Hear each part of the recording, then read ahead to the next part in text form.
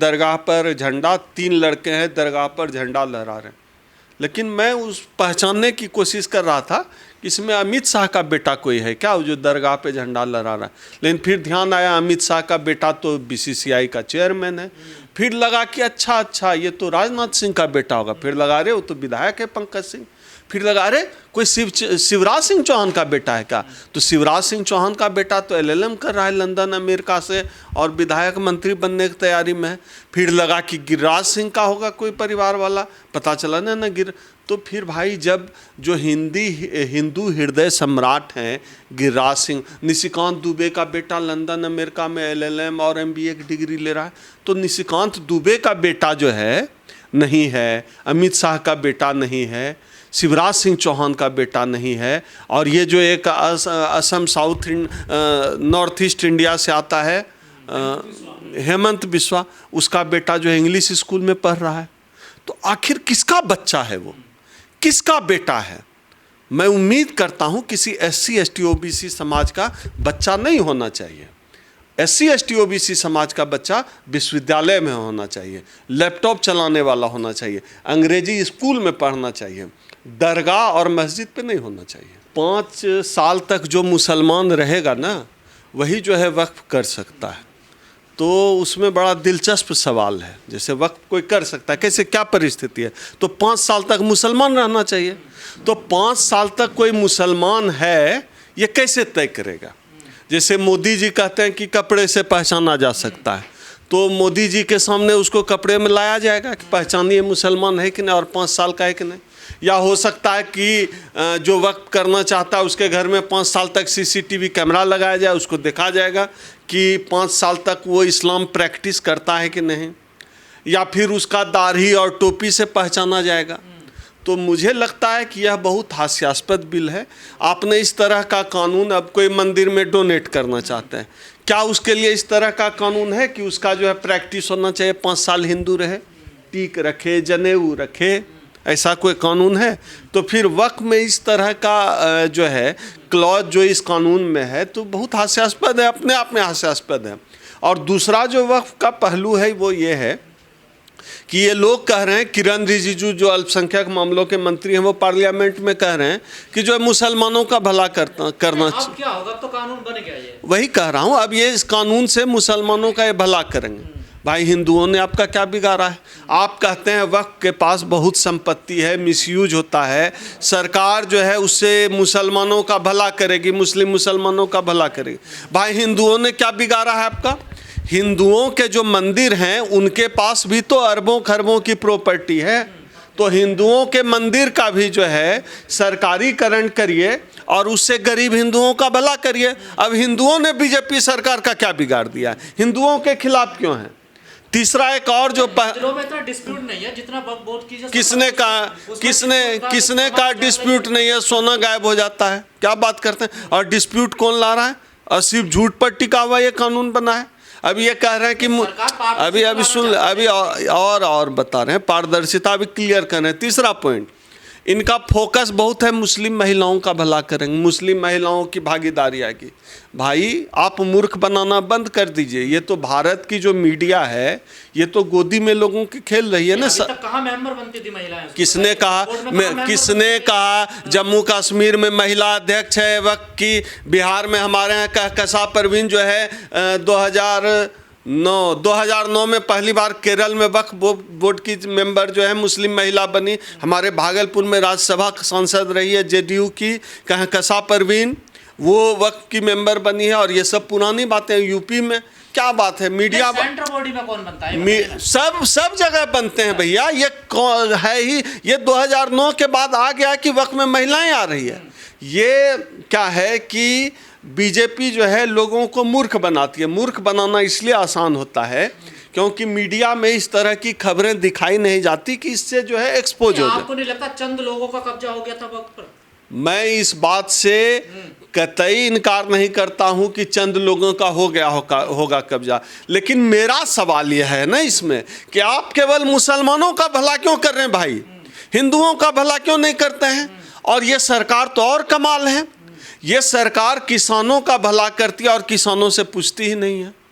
ये सरकार जो है छात्र नौजवानों का भला करती है और छात्र नौजवानों से पूछती नहीं। चेयरमैन बनता है उस पर आरोप क्यों लगते हैं गंभीर, और वो मालो माल क्यों हो जाता है? आप ये बताइए, इस देश के प्रधानमंत्री पर आरोप नहीं है, गृह मंत्री पर आरोप नहीं है, हम लोगों पर आरोप नहीं लगते।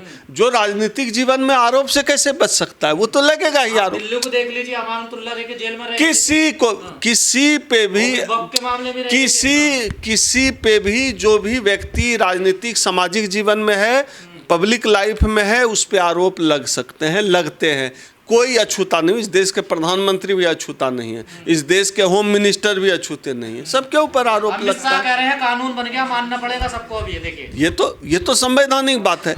लेकिन आपने बहुमत के दम पर कानून तो बना दिया, लेकिन आपने देश के उस कौम से पूछा नहीं, उस कौम की सहमति नहीं ली जिसके लिए आप कानून बनाते हैं। आप बहुमत के दम पर कानून बना दिए, नो डाउट।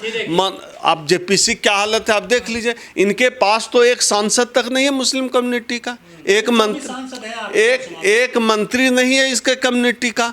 जो रख रहे हैं किरण रिजिजू रख रहे हैं, आप समझिए ना, कोई है ही नहीं। आप एक कौम को आपने जो है, आप अपने राजनीतिक हित के लिए इस एक कौम को, मुस्लिम कम्युनिटी को आपने दुश्मन बना लिया है, और उसके अपने राजनीतिक हित के लिए उस कौम के खिलाफ लगातार भारतीय जनता पार्टी की तमाम राजनीति होती है। अधिकारी की देखरेख में सब काम होंगे तो दिक्कत क्या है इसमें, बताइए। बिल्कुल दिक्कत है। जिस कौम का जो है बोर्ड होगा, उस कौम के लोग होने चाहिए। इसी तरह की लड़ाई अभी चल रही है ना, वहाँ बोधगया में लड़ाई, जो लड़ाई हम लोग लड़ रहे हैं, वहाँ भी यही लड़ाई है। भाई मेरे अंगने में तुम्हारा क्या काम है? आप कह रहे हैं कि जो है वक्फ बोर्ड में गैर मुसलमान होगा, क्यों होगा? आपके राम मंदिर ट्रस्ट में कितना गैर हिंदू है, कितना आप तो गैर हिंदू छोड़िए, गैर ब्राह्मण तक सिर्फ आपने एक रखा था, ओबीसी तो एक भी नहीं है। तो आप अपने ट्रस्ट में किसी गैर हिंदू को नहीं रख रहे हैं, आप वक्फ बोर्ड में रखते हैं गैर, कहते हैं गैर मुसलमान रहेगा। आप कहते हैं कि जो महाबोधि मंदिर का ट्रस्ट है उसमें जो है गैर बौद्ध रहेगा। ये क्या चक्कर है भाई? मेरे अंगने में तुम्हारा क्या काम है? अपने काम से आपका जो ये धार्मिक मामले हैं, आपका काम जो है, आपका काम है जिस कम्युनिटी का जो है वहाँ करने दिया जाए। ये तो आप संवैधानिक व्यवस्थाओं के खिलाफ हैं। कर रहे हैं या सड़कों पर आ रहे हैं, उनके ऊपर केस हो रहे हैं और जुर्माना लग रहा है, देखिए उनके ऊपर। तो ये सरकार, इस देश में ही होता आया है। आप सच बोलिए, आपके खिलाफ FIR होगा। कोई मुसलमान कह दे पाकिस्तानी है, देशद्रोही है। कोई दलित पिछड़ा कह दे तो आतंकवादी है।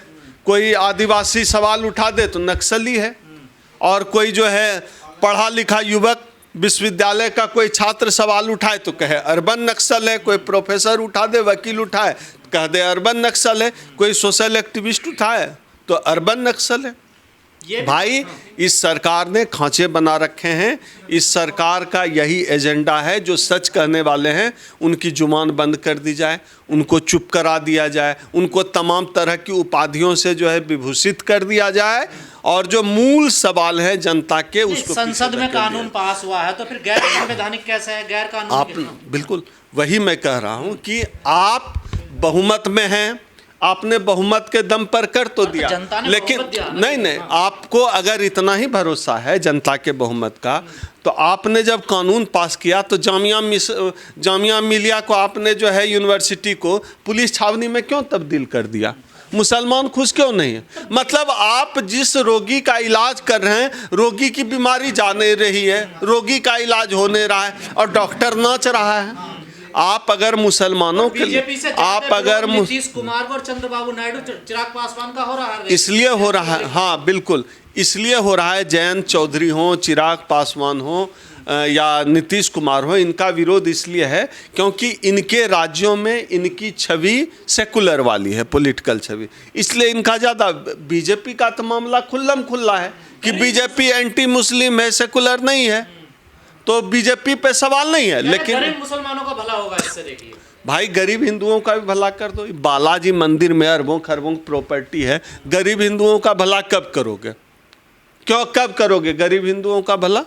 मैंने मुसलमानों की प्रॉपर्टी लेके उसमें गैर मुसलमान को गैर मुसलमान नहीं ये है क्या? फिर आप जिससे ले रहे हैं जिसकी प्रॉपर्टी उसको पता नहीं है। और ऐसा जो ये जो इतना हास्यास्पद मैंने शुरू में जो कहा है क्लॉज है, आप बताइए तो जरा ये कैसे साबित करेगा कि कोई व्यक्ति 5 साल से इस्लामिक प्रैक्टिस में है कि नहीं?